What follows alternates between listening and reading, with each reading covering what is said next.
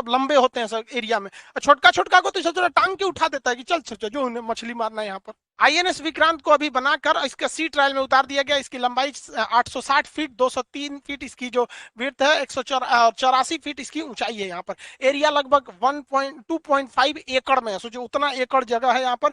Top speed इसकी 52 kilometre per hour है, ये 15,000 किलोमीटर जा सकता है। 196 ऑफिसर रख सकते हैं, 1149 इस पे सेलर रह सकते हैं। इसके अलावा इस पे ऊपर एविएशन क्रू रहेंगे, सब हेलीकॉप्टर रहेगा, उसके पायलट इंजीनियर, जहाजें रहेंगे उसके पायलट इंजीनियर। अब ये सी ट्रायल में रहेगा 1 साल तक। 1 साल में इसकी हर चीजों को जांच किया जाएगा, इसका ड्राफ्ट देखा जाएगा, जितना अंदाजा किया गया था उतना ही है या नहीं है। इसका टर्निंग रेडियस देखा जाएगा, क्योंकि जहाजों को युद्धक जहाज जैसे बहुत जल्दी टर्न कर लेना चाहिए। इसका स्पीड ब्रेक को देखा जाएगा, इसका स्पीड ट्रायल किया जाएगा। और इसके पूरे 1 साल तक जब ये ट्रायल चलेगा, इसका एंकर रूम, एंकर कैसे गिर रहा है, क्योंकि ये एंकर जो होते हैं सब बहुत मदद करते हैं जहाजों को रुकने में और अचानक टर्न लेने में।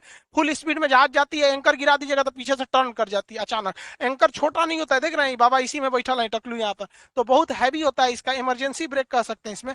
इसके इंजन वगैरह की जांच होगी, बहुत हैवी इंजन लगाया जाता है।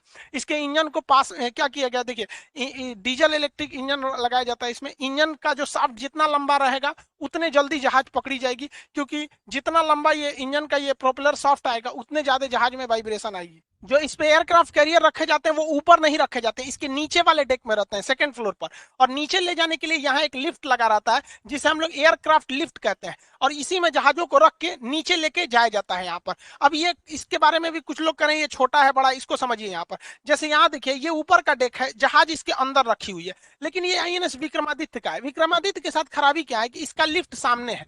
लिफ्ट सामने के होने की वजह से जहाजों को जितना बड़ा जहाज है उतने बड़े लिफ्ट करना पड़ेगा, जबकि आईएनएस विक्रांत जो हम लोगों ने बनाया है इसका लिफ्ट जो है वो सी फेसिंग की ओर, समुद्र की ओर। तो देखिए ये लिफ्ट जब सी फेसिंग की ओर रहता है तो ये लिफ्ट छोटा भी रहेगा ना, तो जहाज यहाँ ले आइए और जहाज का कुछ हिस्सा बाहर लटका दीजिए, कोई दिक्कत नहीं है। तो हम लोग का जो लिफ्ट है वो सी फेसिंग है विक्रांत का, दो दो लिफ्ट है। एविएशन कॉम्प्लेक्स जो ऊपर आइलैंड होता है उसके एक साइड इधर एक साइड इधर, दो दो लिफ्ट है। अब यहाँ देखिए यहाँ पर इसका ये लिफ्ट, इसका जहाज का इतना हिस्सा देखिए समुद्र के बाहर है, फिर भी कोई दिक्कत नहीं है यहाँ पर, क्योंकि ये सिर्फ इसी पेसिंग है। फिर इसको उठा लिया जाए, देखिए सारी जहाजें अंदर होती हैं, अंदर ही इसकी सर्विसिंग, मोबिल तेल पेट्रोल डीजल ये सब बंद किया जाता है, बदला जाता है, सर्विसिंग वगैरह सब अंदर होता है।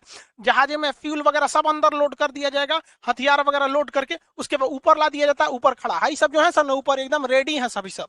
और नीचे बात देखिए 2-4 को झांक रहे हैं सब इधर, सब अभी सर्विसिंग हो रहा है इसका। कुछ लोग का कहना है कि ये 9 मीटर का ही है ये लिफ्ट। अब किसी ने इसे जांचा नहीं है, सेटेलाइट इमेज के हिसाब से उन लोगों ने अंदाजा लगा दिया है 9 मीटर का है। इनका कहना है कि भाई देखिए इसमें ना मिग 29 के फिट हो जाएगा, क्योंकि मिग 29 जो के है नेवल वर्जन है, इसका विंग्स ऐसे फोल्ड हो जाता है। तो जब ये हैंगर में जाता है ना तो ऐसे फोल्ड करके नीचे चल जाता है, उतर के आता है, जब उड़ना रहता है तब खोलता है फिर उड़ जाता है।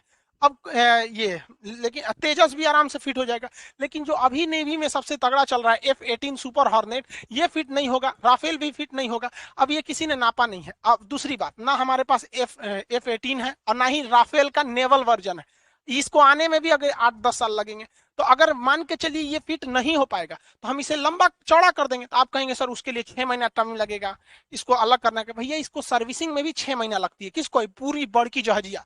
तो 6 महीने मान के चलिए हमें इसे चौड़ा करना पड़ा, तो जब ये सर्विसिंग में जाएगी तो वहीं कह दिया जाएगा नेवी वालों से भाई इसको और चौड़ा कर दो। हालांकि इसमें कहा जा रहा है कि 11 मीटर का है, लेकिन ये बहुत बड़ा इशू नहीं है, जब जरूरत पड़ेगी तो हम लोग कर लेंगे। अभी हमारे पास कौन सा है, तेजस ही है, नेवल तेजस तैयार कर रहे हैं, मिग 29 की है। अब वो ये सब जहाज आएंगे 2030 के टाइम पे। हाँ ये बात अलग है कि लिफ्ट को बड़ा होना चाहिए, जरूरत से थोड़ा सा ज्यादा ही बड़ा रहना चाहिए। छोटे में अगर लिफ्ट छोटा रहेगा तो जहाजिया ऊपर फंस जाएगी। मान के चलिए लिफ्ट छोटा है, जहाज बड़ा, इसे रख दिए इसी पे जहाज, लिफ्टवा नीचे चल जाएगी, ऊपर फंस जाएगा इसे। इसका जो डेक होता है इसकी मार्किंग को समझते हैं। देखिए ये रेड लाइन जो दिखा रहा है, ये रेड लाइन ये हैंगर एरिया है, यहाँ जहाजों को खड़ा करना हो रहता है। यहाँ जहाजें खड़ी रहेंगी, वो जहाजें खड़ी रहेंगी जो रेडी टू फाइट है, और ये तो हैंगर है यहाँ पर, इसके रास्ते अंदर नीचे चली जाएंगी। अब ये जो येलो लाइन है ये रनवे का लाइन है। इसमें 2 टाइप के रनवे होते हैं, एक शॉर्ट टेक ऑफ के लिए, यहाँ से जो टेक ऑफ करेगा जहाज उसको पूरे फुल पावर के साथ उड़ना पड़ेगा क्योंकि ये रनवे छोटा होता है। एक यहाँ रहता है, यहाँ पे थोड़ा ये लंबा रनवे होता है, दोनों में सेम जहाजें उड़ती हैं, लेकिन अगर मान के चलिए आप ही को 100 मीटर का दौड़ और 200 मीटर का दौड़ लगाना है तो एनर्जी में डिफरेंस आता है। इसको इसलिए रखा गया है दो टाइप का कि ज्यादा से ज्यादा जहाजों को कम समय में उड़ाया जा सके। एक यहाँ से फटाक से उड़ान भरा, 2 सेकंड का गैप देके एक ठोक उधर उड़ा दीजिए यहाँ पर, और एक ही रनवे रहता तो दिक्कत होता। इस रनवे के अलावा यहाँ पर लैंडिंग के लिए ये वाला स्ट्रिप होता है, लैंडिंग वाला स्ट्रिप होता है यहाँ पर, इस पे जहाजें लैंड करती हैं। ये गोल वाला है हेलीकॉप्टर को उतरने के लिए है, यहाँ पर हेलीकॉप्टर वगैरह को।